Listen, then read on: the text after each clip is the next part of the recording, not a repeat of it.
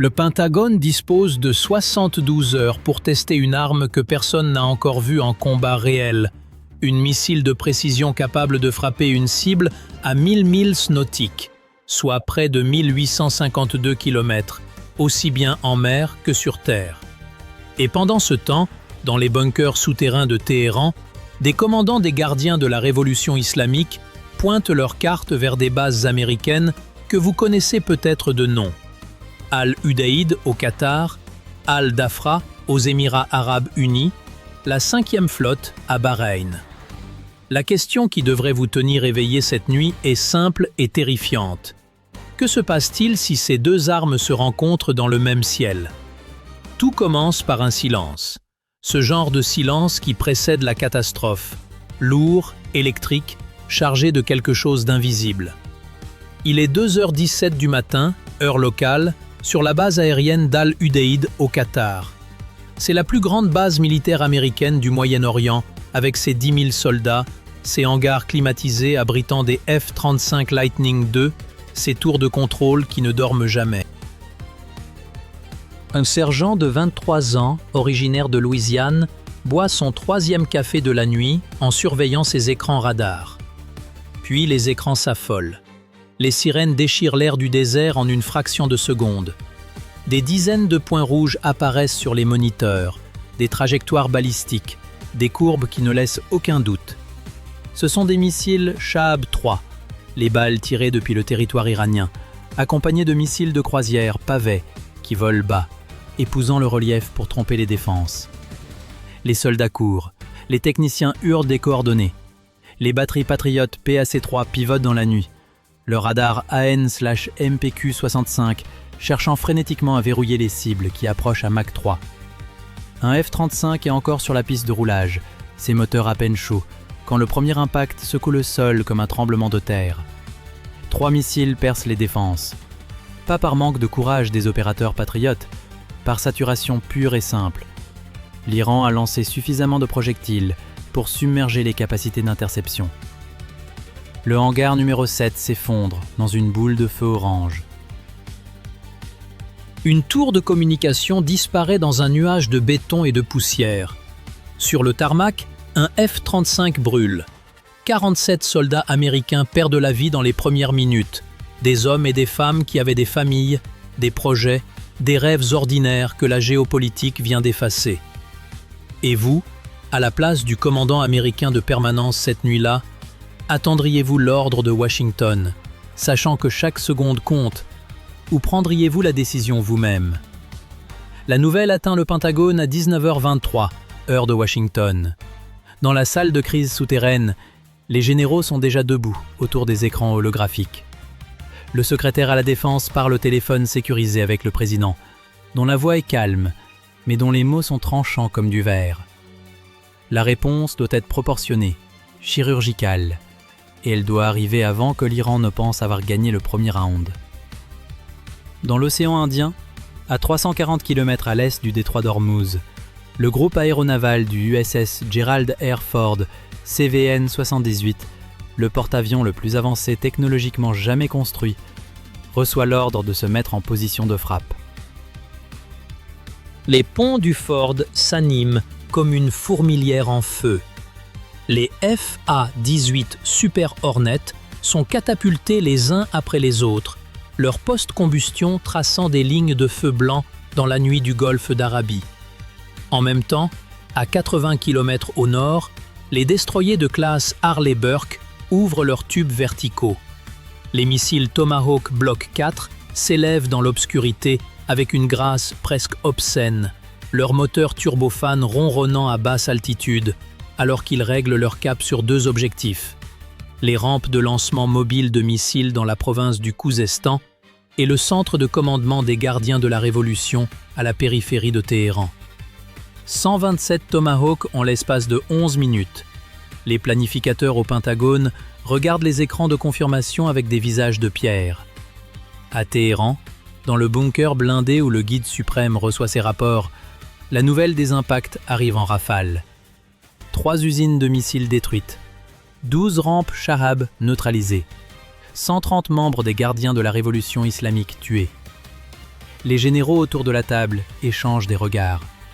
Ce n'est pas la fin, c'est le début de quelque chose de bien plus dangereux. L'ordre est donné. Activez le protocole des drones. 200 drones Shahed 136, des engins en forme d'aile delta, bon marché, fabriqués en série et mortellement efficaces en essaim, décollent de bases dispersées dans le sud de l'Iran. Ils volent bas, à 185 km/h, rasant la surface du golfe Persique pour éviter les radars. Ils ne sont pas rapides. Ils n'ont pas besoin de l'être. Leur force, c'est leur nombre.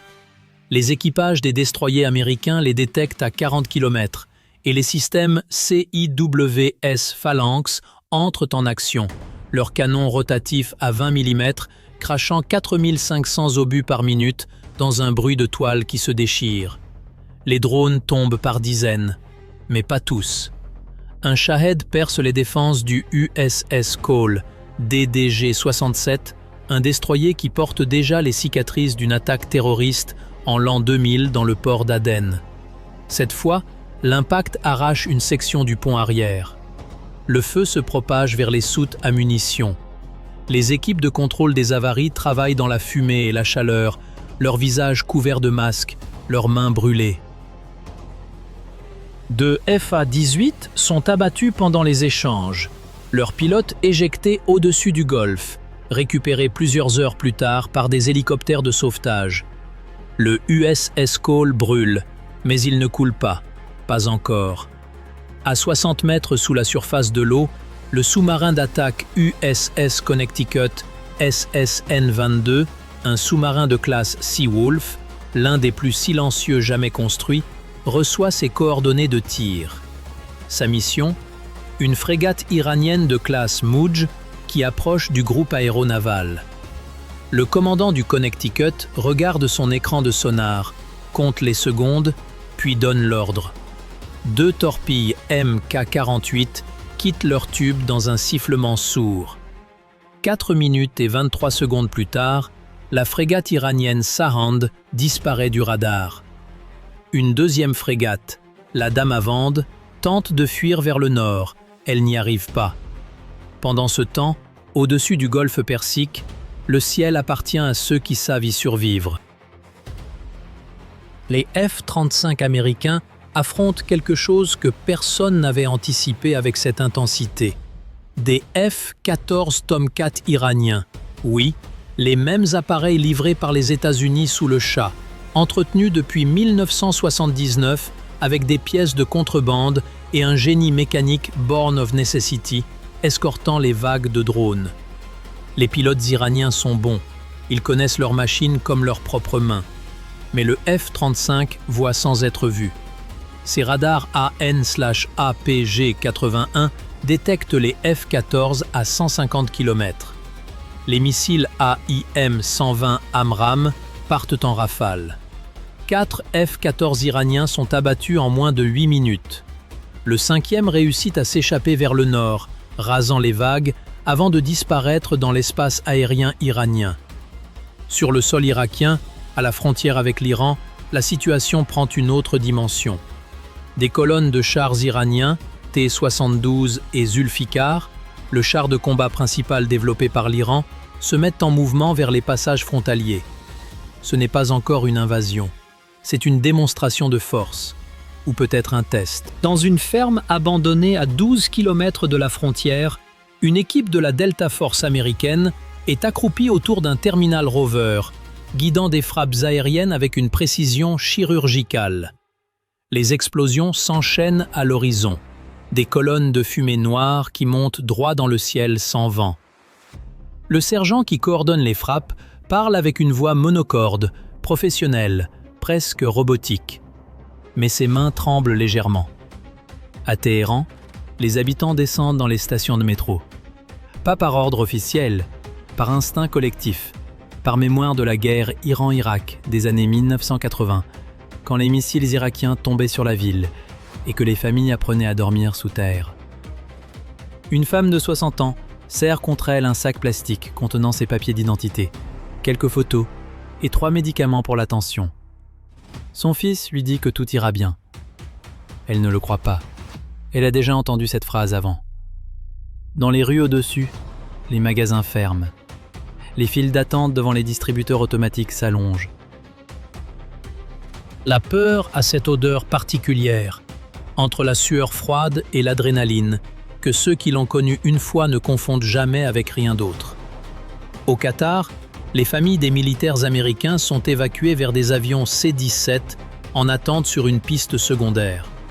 Des enfants portent des sacs à dos trop lourds pour eux. Des mères tiennent des nourrissons contre leur poitrine en montant les passerelles. Un père en uniforme regarde partir sa femme et ses 2 fils par la vitre d'un véhicule blindé. Il ne peut pas partir avec eux. Il a des ordres. Il lève la main. Elle lève la main. Le C-17 décolle dans un rugissement de turbine.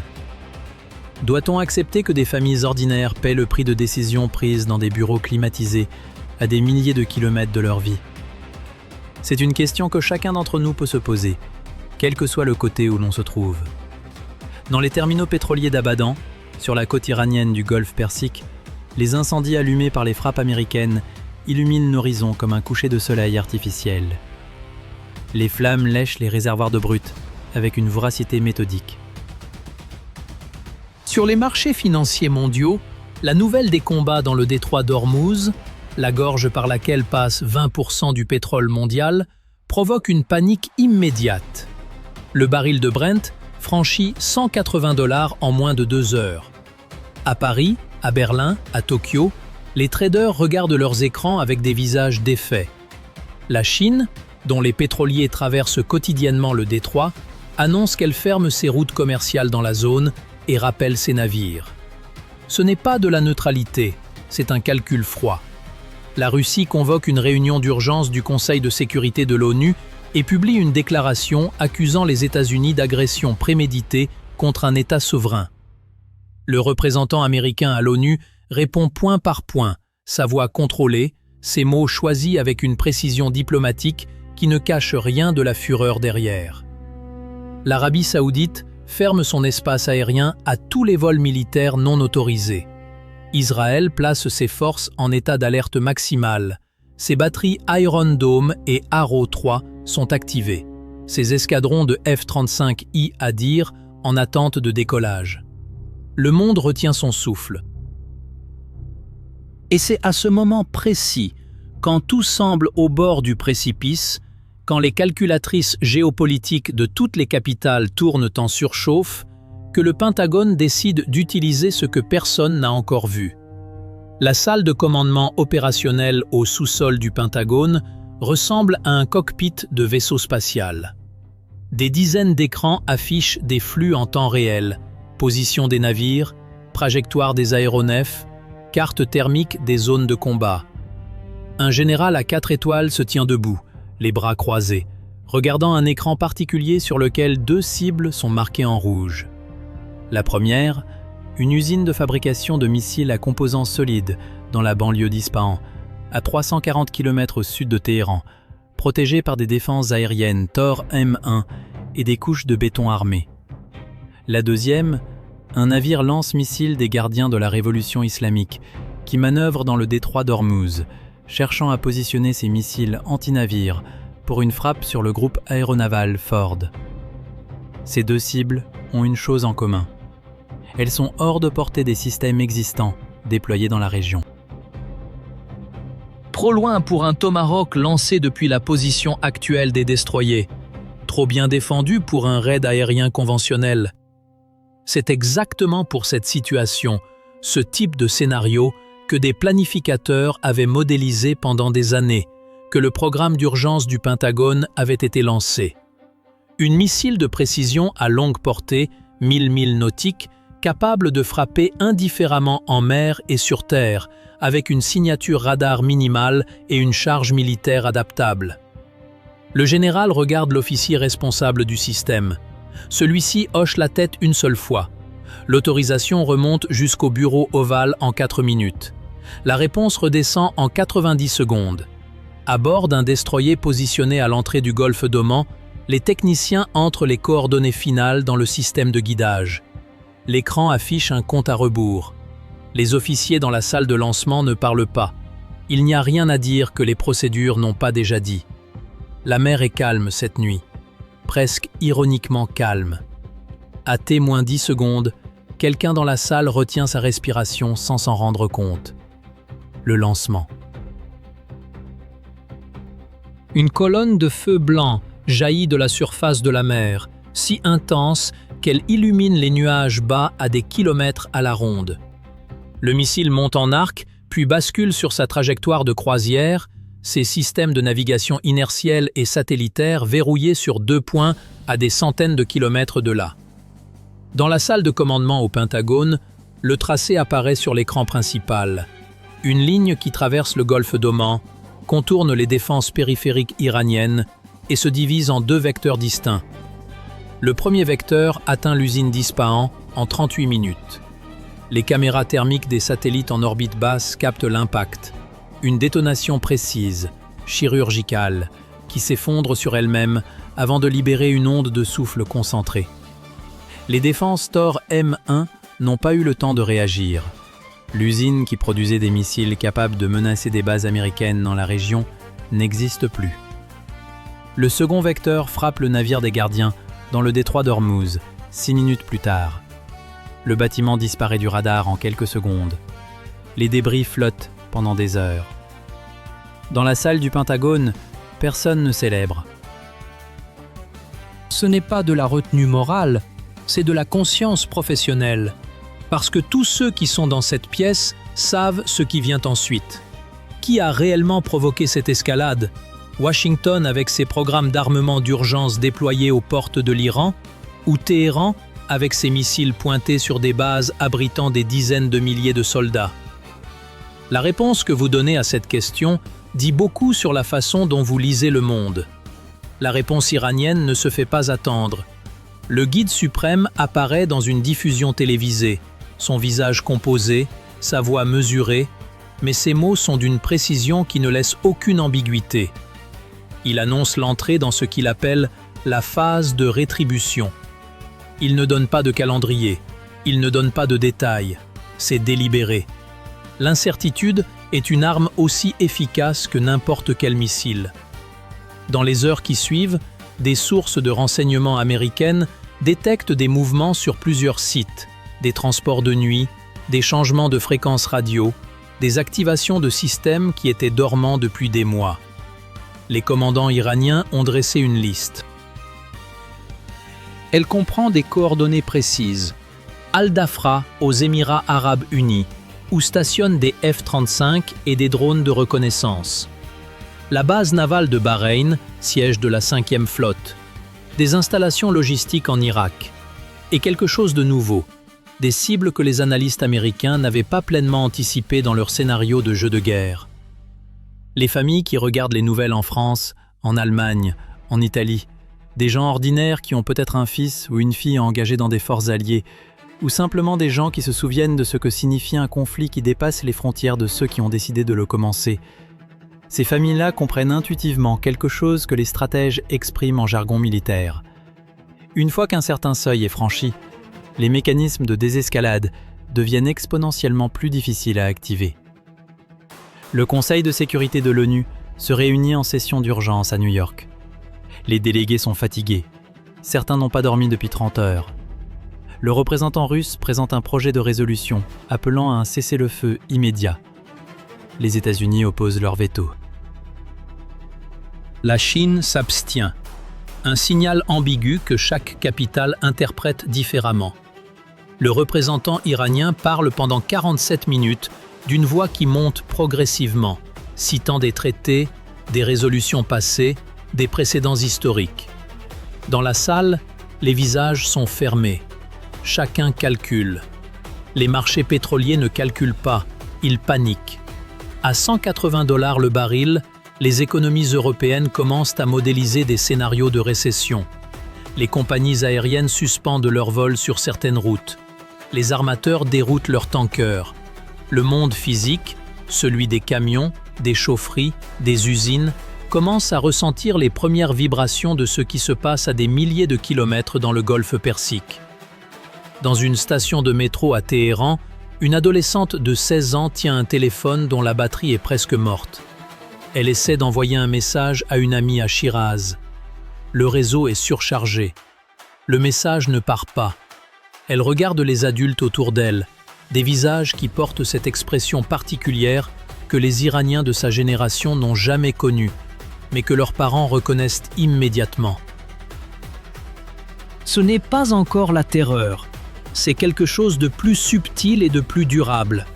La conscience que les décisions prises loin d'ici, dans des langues qu'on ne parle pas, par des hommes qu'on n'a jamais élus, vont déterminer ce que cette nuit deviendra. La nouvelle Raqaita du Pentagone a fonctionné. Techniquement, c'est un succès indiscutable.